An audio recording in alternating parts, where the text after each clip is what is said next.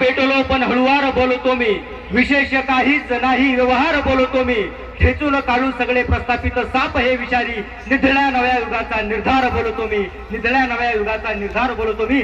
या निर्धार जनसभेला संबोधित करण्याकरिता मी सन्माननीय आदरणीय महाराष्ट्राचे युथ आयकॉन या आंबेडकरी घराण्याची शान आदरणीय सुजातदादा आंबेडकर यांना विनंती करतो, आवाहन करतो की या जनसमुदायाला आपण संबोधित करावं। आदरणीय सुजातदादा आंबेडकर, जोरदार टाळ्यांच्या गजरामध्ये आपण दादाचं या ठिकाणी स्वागत करूया।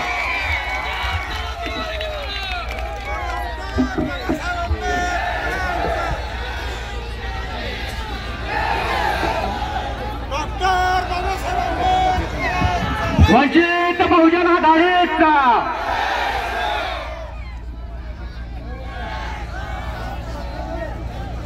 मगपर्यंत आवाज येतोय, शेवटपर्यंत आवाज येतोय का? मागच्यांनी हात वर करून दाखवा, आवाज येतोय का? एक घोषणा देणार, एक घोषणा देणार का? वंचित बहुजन आघाडीचा, वंचित बहुजन आघाडीचा, बाळासाहेब आंबेडकर तुम आगे बढ़ो, बाळासाहेब आंबेडकर तुम आगे बढ़ो, डॉक्टर बाबासाहेब आंबेडकरांचा, डॉक्टर बाबासाहेब आंबेडकरांचा, जय जय जय जय जय भीम, जय जय जय जय जय भीम। इथे उपस्थित समतेचे विचार रुजवणाऱ्या सर्व मानवांना त्रिवार अभिवादन करतो आणि इथे मंचावरती उपस्थित वनकडे, शरददादा वसतकार, तसेच आपल्या सर्वांचे लाडके जिल्हाध्यक्ष देवाभाऊ विब्राळे, तसेच निलेश दादा, वंचित बहुजन आघाडीचे तमाम पदाधिकारी, इथे उपस्थित माझ्या माता भगिनी, वडीलधारी मंडळी आणि या चळवळीतल्या तमाम साथीदारांना माझा जय जिजाऊ, जय शिवराय, जय ज्योती, जय क्रांती, जय मल्हार, जय लहोजी, अस्सलाम वालेकुम रहमतुल्लाही बरकातू आणि जय भीम। मित्रांनो, आज आपण इथे जमलोय तर आपल्या मूलभूत प्रश्नांसाठी लढायला, आपल्या गरजेच्या हक्कांसाठी लढायला आज आपण इथे बसलोय, जमलोय ते येणाऱ्या स्थानिक स्वराज्य संस्थांच्या तयारीसाठी। आणि आपल्या सर्वांना माहिती असेल की आत्ताच नुकती लोकसभा होऊन गेली, नुकतीच विधानसभा होऊन गेली, पण ह्या ज्या निवडणुका असतात या वरच्या लोकांच्या निवडणुका असतात। तुम्हाला तुमचे खासदार कधी दिसलेत? तुमचे खासदार कधी तुमच्या गावामध्ये आलेत? तुमचे आमदार कधी तुमच्या गावामध्ये घरामध्ये आलेत? कधीही तुमच्या आमदारांनी किंवा खासदारांनी तुम्हाला विचारले की तुमच्या समस्या काय, तुमचे प्रश्न काय, तुमचे प्रॉब्लेम्स काय? कारण तुमच्या समस्या, तुमच्या प्रॉब्लेम्स, तुमच्या अडचणी हे सोडवून देण्याचं काम कोणाचं आहे? खासदारांचं, आमदारांचं। पण आपल्याला कुठेही दिसत नाहीत, आपल्या मदतीसाठी येत नाहीत। आणि दुसऱ्या बाजूला ज्या कामासाठी यांना निवडून दिले, ज्या लोकांची कामं करण्यासाठी यांना निवडून दिले, त्याच लोकांची पैसे खाऊन आपले आमदार, आपले खासदार हे सेट झाले। म्हणून आमदार आणि खासदारांना तेल घेऊन जाऊ दे, आपल्याला फरक नाही पडत। आता आपल्या हक्काची, आपल्या गरजांची आणि आपल्या मूलभूत प्रश्नांना जे सोडवू शकेल त्या निवडणुका आलेल्या आहेत। आणि म्हणून मी आपल्या सर्वांना एवढीच विनंती करतो की लोकसभेला झालं ते झालं, विधानसभेला झालं ते झालं, कोणत्याही परिस्थितीत येणाऱ्या स्थानिक स्वराज्य संस्थांमध्ये मागे हटायचं नाही, अशी मी आपल्या सर्वांना कळकळीची विनंती करतो।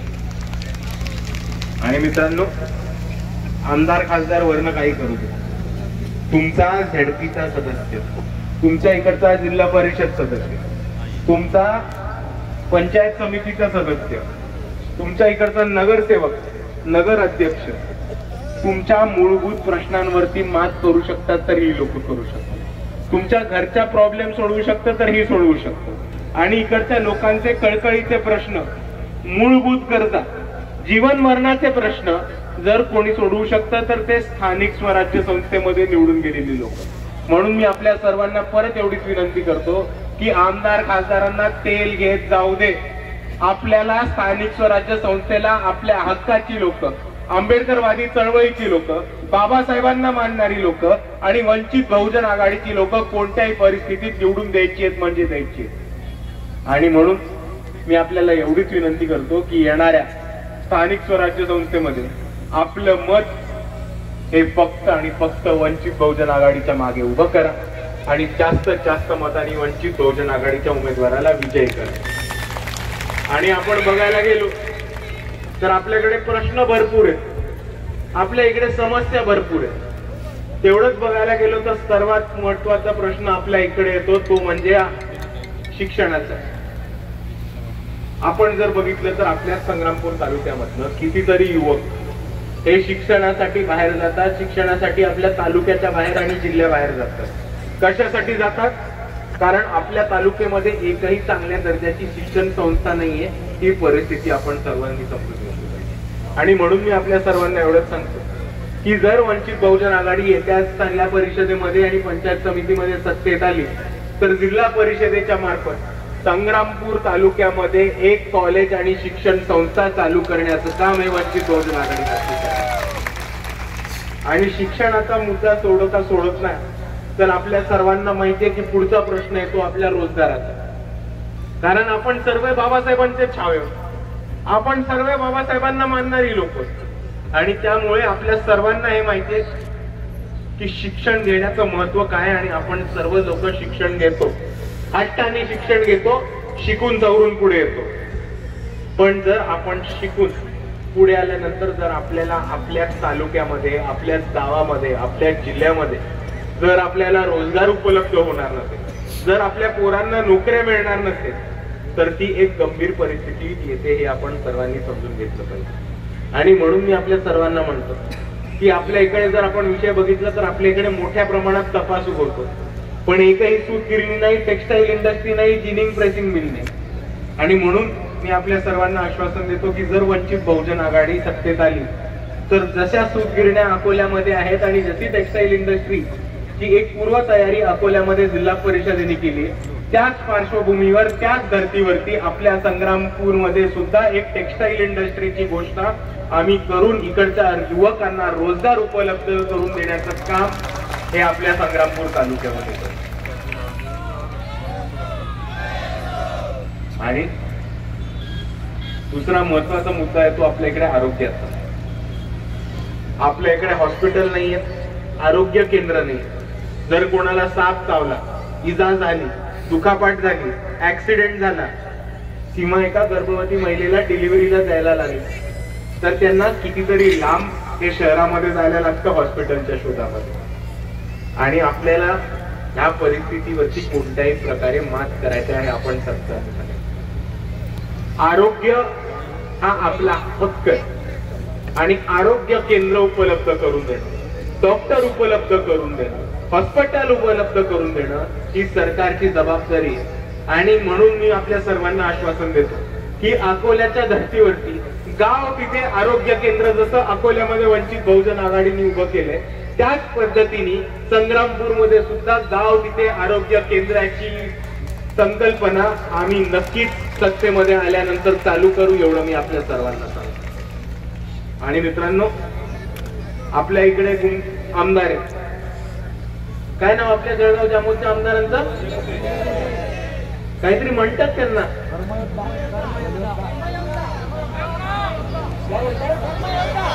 जलयोद्धा. इकडे कोणतरी म्हणतात टांकीवाले.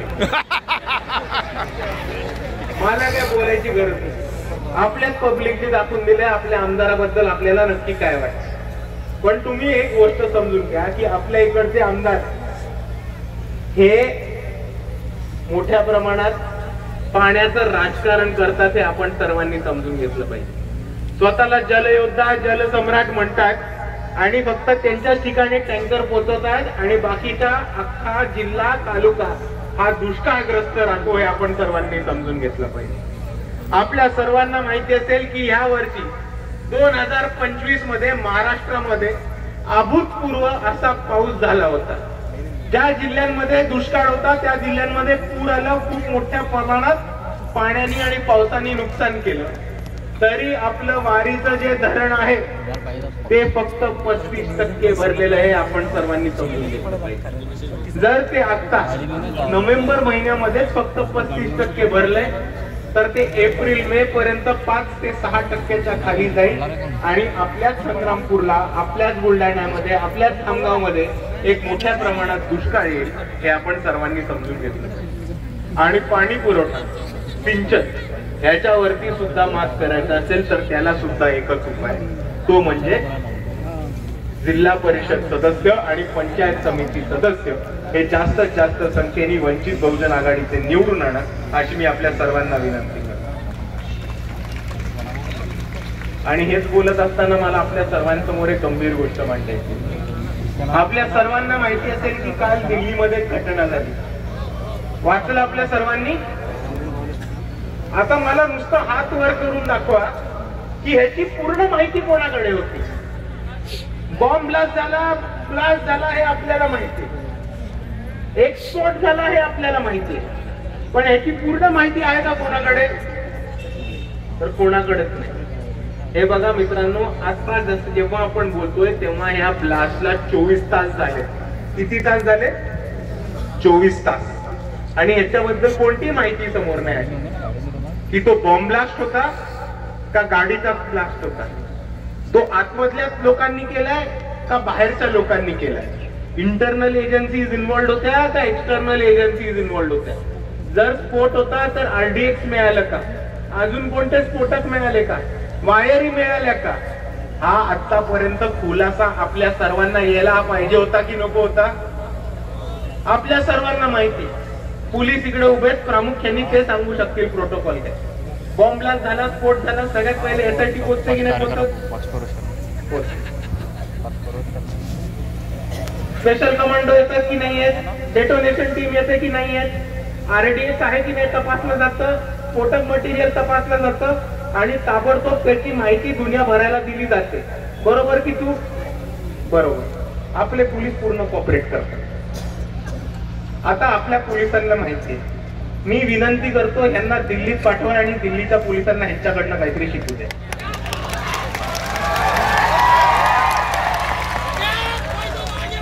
कारण मुद्दा समजून घ्या, मुद्दा समजून घ्या. स्फोट होऊन 24 तास होतात. तो कोणतेही टेररिस्ट ऑर्गनायझेशन, कोणतीही दहशतवादी संघटना क्लेम करत नाही की आम्ही केलं. पोलीस खुलासा देत नाही. दिल्लीची सरकार जी भाजपकडे ती खुलासा देत नाही. या देशाचं गृह खातं, ज्याचे गृह खात्याचे मंत्री अमित शहा आहेत, ते कोणताही खुलासा देत नाही. दिल्ली पोलीसचे कमिशनर कोणताही खुलासा देत नाही. भारतीय सैन्याचे अध्यक्ष कोणता खुलासा देत नाही. तुम्हाला का वाटतं की आतापर्यंत कोणता खुलासा का नाही आला? तुम्हाला का वाटतं अजून कोणताही खुलासा आहे लोकांनी का नाही खुलासा नाही दिला? कारण आज बिहारमध्ये मतदान होतं मित्रांनो. मतदानाच्या आधी दहशतवाद, बॉम्ब ब्लास्टची भीती आणि मुसलमानांना आणि बहुजनांना देश दाखवण्याचं राजकारण हे भाजपचं जुनं राजकारण आहे आणि हे षडयंत्र ओळखा आपण सर्वांनी. बॉम्ब ब्लास्ट होतो निवडणुकीच्या 1 दिवस आधी. कोणताही तपासाची खुलासा बाहेर नाही, त्या तपासाची माहिती बाहेर नाही, स्फोटक मिळाले का माहित नाही, कोणती एजन्सी होती का माहित नाही. आणि त्यातून माझा सर्वात महत्वाचा प्रश्न येतो की हे स्फोट करणारे बाहेरचे होते म्हणजे भारत देशाच्या बाहेरचे होते का भारत देशाच्या आतमधले होते, याचा पण आपल्याला खुलासा कळतो. कारण त्या भारत देशामध्ये सुद्धा एक दहशतवादी संघटना आहे आणि त्या दहशतवादी संघटनेचं नाव आहे RSS. आपल्या सर्वांना मालेगाव ब्लास्टचा पार्श्वभूमी माहिती आहे आणि आपल्या सर्वांना हे सुद्धा माहिती आहे की RSSच्या कार्यकर्त्यांकडे स्फोटक मिळाले होते, RSSच्या लोकांकडे RDX मिळालं होतं, RSSच्या लोकांकडे एक्सप्लोजिव्ह मिळाले होते आणि RSSच्या नागपूरच्या मुख्य कार्यालयामध्ये AK-47 सारख्या बंदुका ठेवल्या जातात. आता याला तुम्ही दहशतवादी म्हणणार की नाही म्हणणार? दहशतवादीच म्हणणार. आणि दुसऱ्या बाजूला आरएसएसचा तुम्ही समजून घ्या की यांच्याकडे स्फोटक आहेत, यांच्याकडे AK-47 आहेत, यांच्याकडे एक्सप्लोजिव्ह मटेरियल आहे, पण यांच्याकडे काय नाहीये तर एक साधं रजिस्ट्रेशन नाही, यांच्याकडे नोंदणी नाहीये. आणि जी लोक नोंदणी करत नाही, जी लोक स्वतःच्या संघटनेचं रजिस्ट्रेशन करत नाही आणि जी लोक बंदुका आणि स्फोटक ठेवतात, त्यांना बाकीचे काय म्हणतात माहित नाही, मी तरी त्यांना छाती ठोकपणे दहशतवादीच बोलणार आणि याच्या पुढेही दहशतवादीच बोलणार. आणि मित्रांनो, आरएसएसचा मुद्दा काय होता आपला समजून घ्या. आपली एकच सोपी मागणी होती की तुम्ही स्वतःची संघटना ही नोंदणी करून घ्या.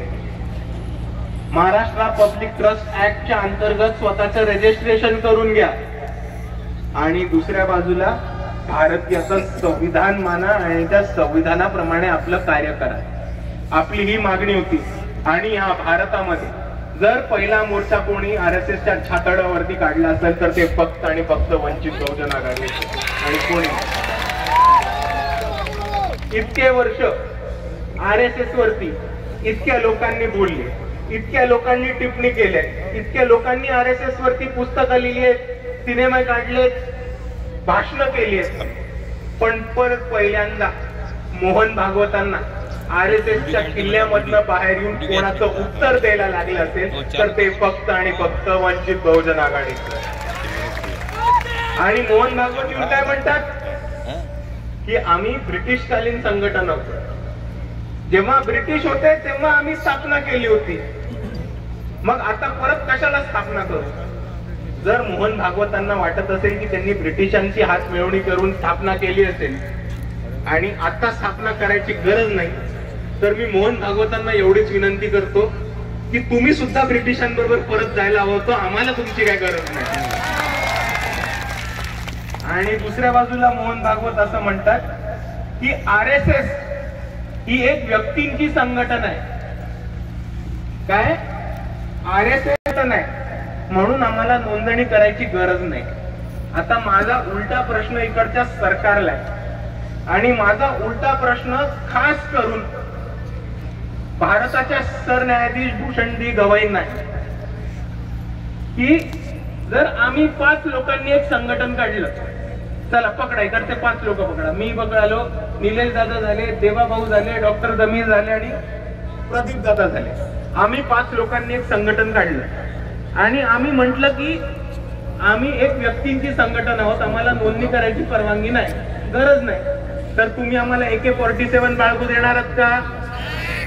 तुम्ही आम्हाला स्फोटक बाळगू देणार आहात का? तुम्ही आम्हाला देशादेशामध्ये वर्गणी गोळा करू देणार आहात का? आणि तुम्ही आमच्याकडनं टॅक्स माफी करणार आहात का? जर तुमचं उत्तर नसेल तर ते मोहन भागवत आणि त्यांच्या आरएसएस ला सुद्धा लागू करा, हे मी त्यांना कळकळीची विनंती करतो.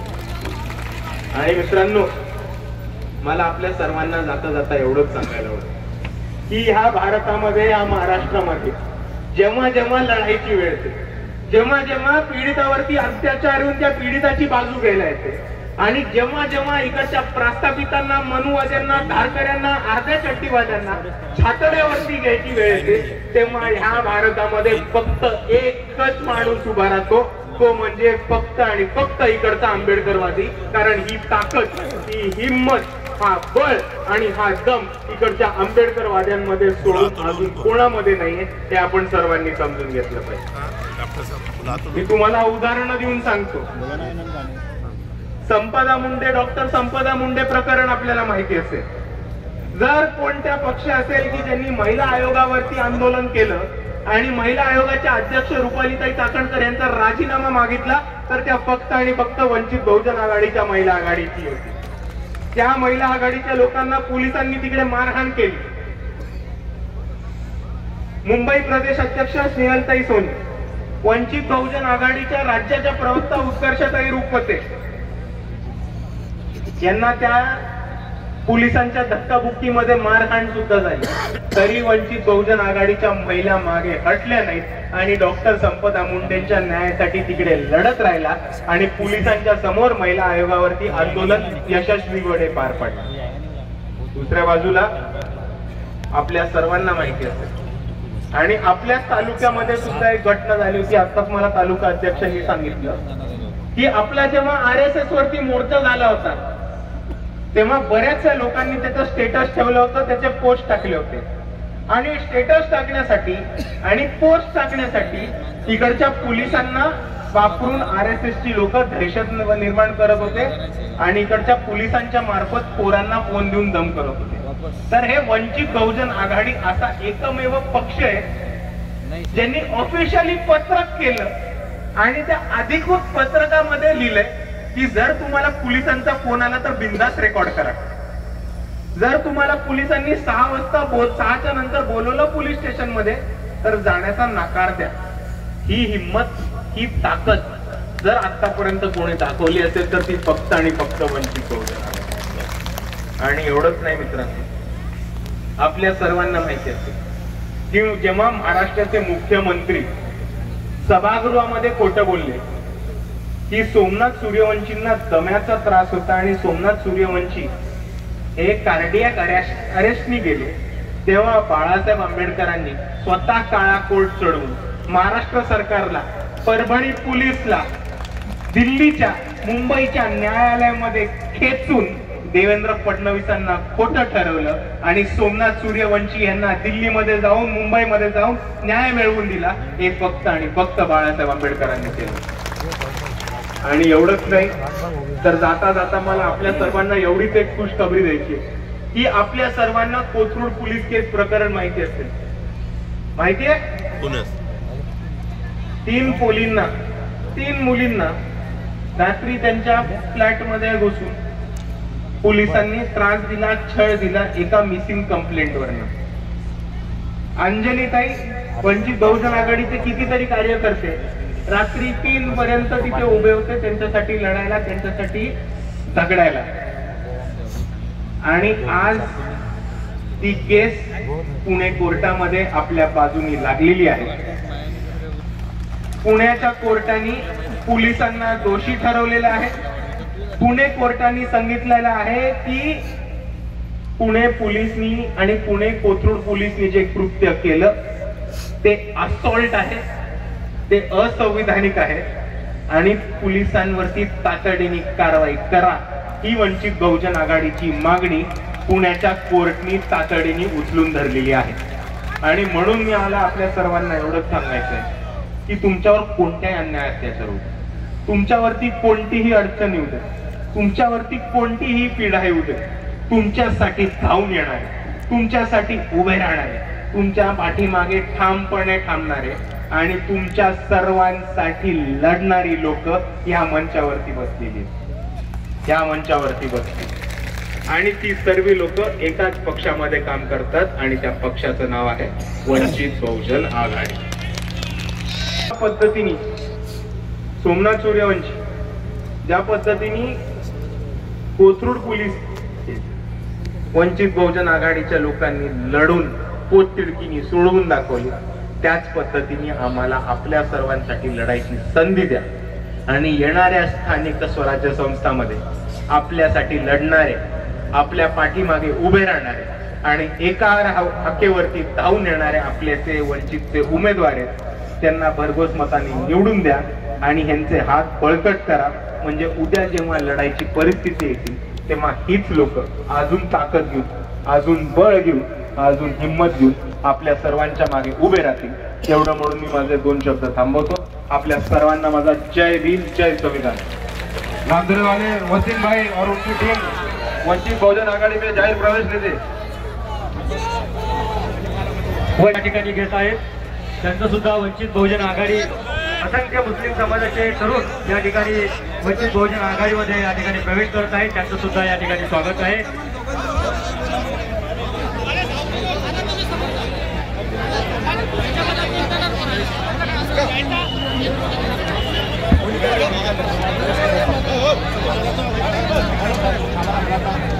हो